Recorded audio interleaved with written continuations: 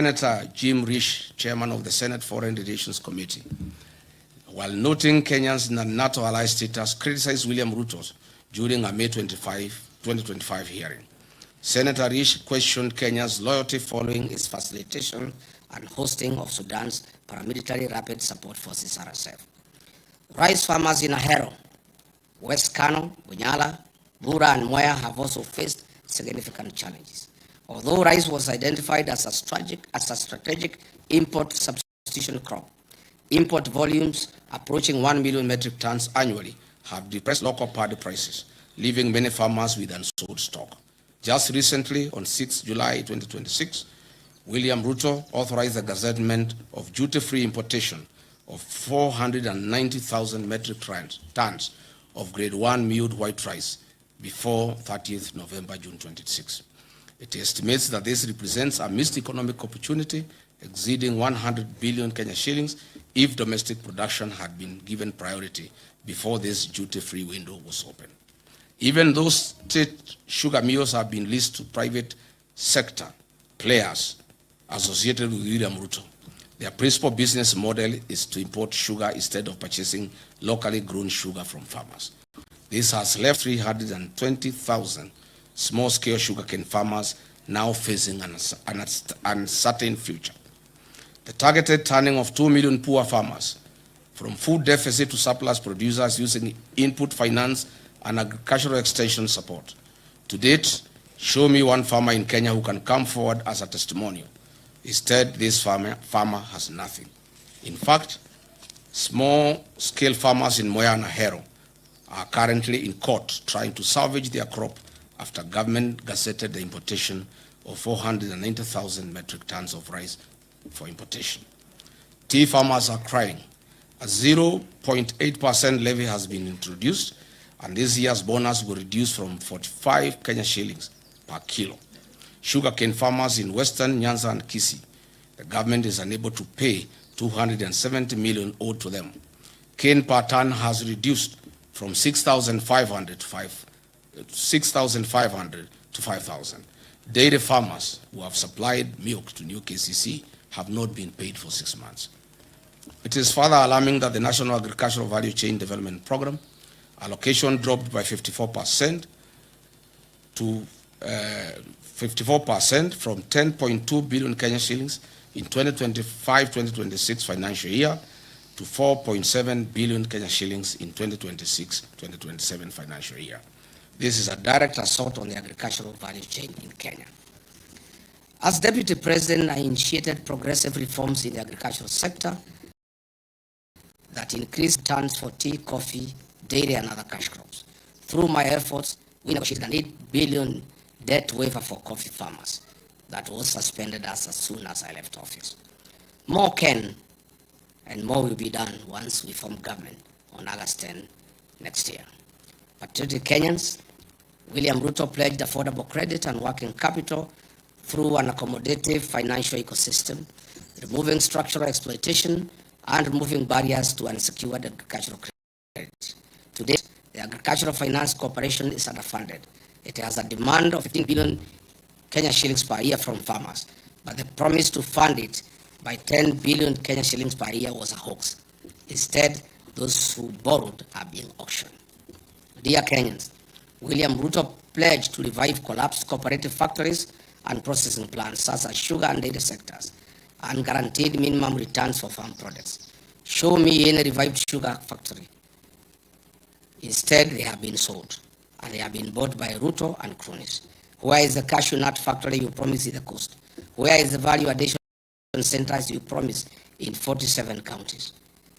Where are the county industrial and aggregation parks you promised? Where is the state-of-the-art slaughterhouse you promised at Bachuma for animals in northern Kenya? Where is the nitrogen fertilizer factory you launched in Naivasha? Where is the marble factory you launched in Vihiga? On value chain investments, he designated a specific capital infusion, including 250 billion for tea value chain and expanded investments in dairy farming and coffee cherry funds. Where are these funds? Nowhere.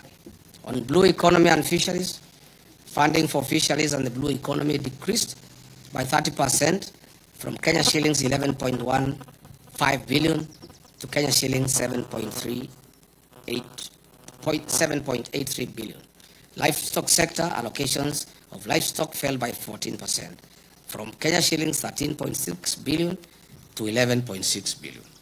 On eradication of hunger and improved food security, the country was promised prosperity by Ruto. Unfortunately, the number of undernourished people in Kenya increased from 10.1 million in 2004-2006 to 19.7 million in 2023-2025. It is more troubling when you look at the costs of a typical household food basket. A food basket is estimated to have risen from Kenya shillings 50,000 in 2022 to over 19,000 shillings today, an increase of more than 26%. Essential commodities such as electricity, chicken, beef, sugar, kerosene, bread, and milk have all become significantly more expensive here in Kenya over the last 4 years. Patriotic Kenyans, 4 years ago, this government promised the people of Kenya dams and water. 50 mega dams across the country were promised. 200 medium-sized dams across the country were promised. 1,000 small dams were to be constructed across the country. These dams included High Grad Force Dam along the Tana and Mutonga rivers to serve Kitui, Tharaka Nithi, and Embu counties.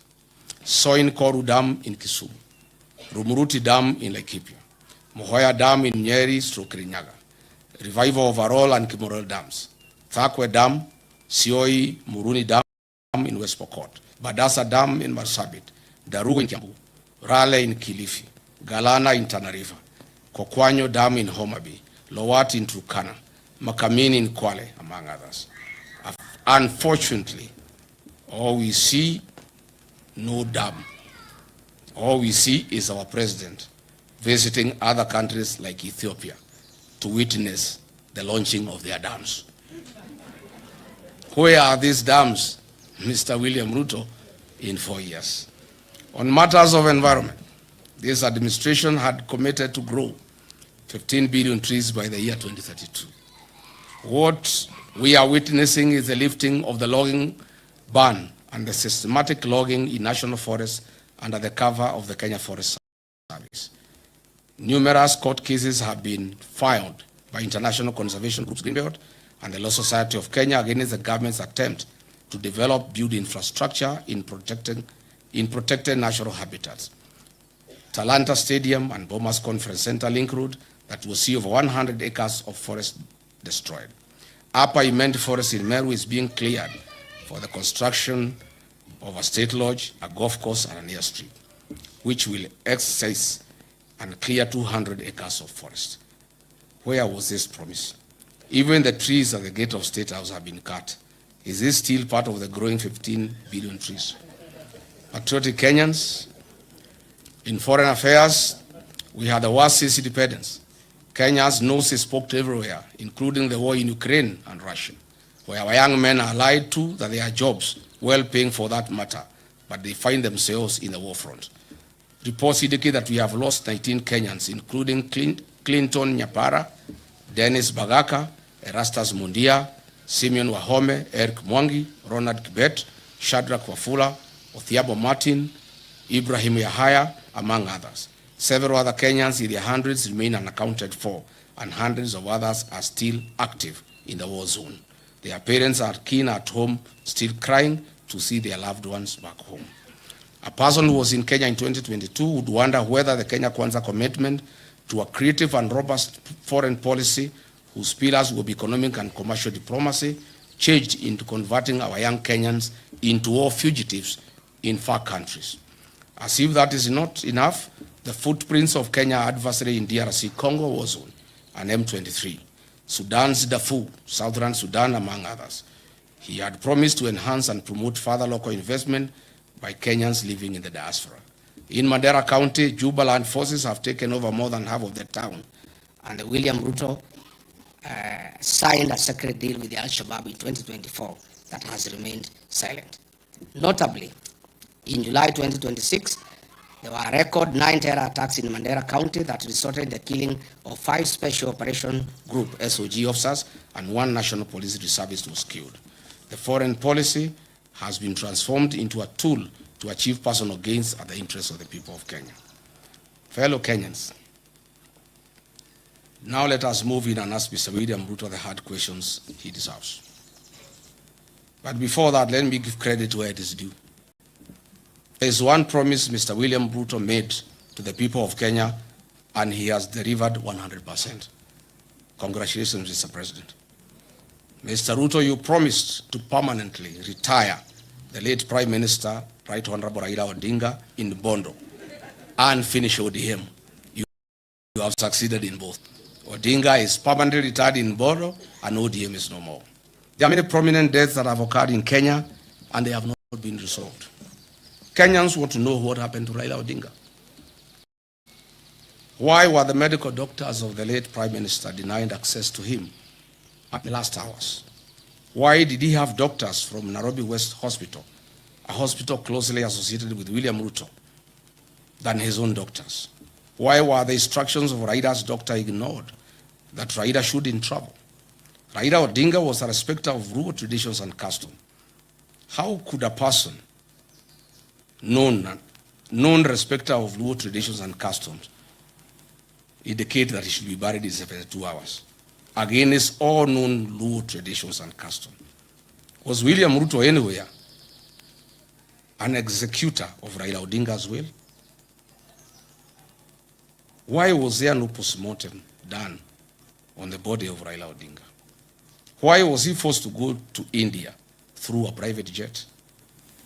Why did the president force Raila Odinga to go to India? Why was his party ODM taken over before his body arrived in the country, despite the known African customs that you don't inherit a man or a woman, for that matter, before they are buried? Who are these doctors who accompanied Raila Odinga against the wishes of his personal doctor, Professor David Oluoch-Olunya? These are hard questions that Kenyans want to know. On the death of Honorable John Ngeno, the late MP, for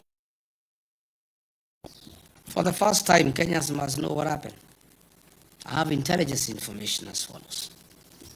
On the fateful day after Ngeno was dropped at Edebes, the helicopter went to fuel in Eldoret. The pilot didn't know the fuel he was about to put in had been transported to the scene from Lodwar.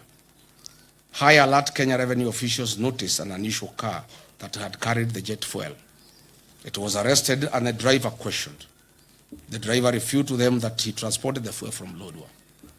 Immediately, this KR and the police Eldoret Airstream were instructed from Nairobi to release the driver if they cared about their lives. Is it this fuel that caused the chopper not to pick up in high altitudes? Is that why the pilot first came down and tried again to pick up? These are fundamental questions. What did Kipchumba Murkomen know about the people who called this KRA officer and the police at Eldoret Airstream officials? Can KEA produce the CCTV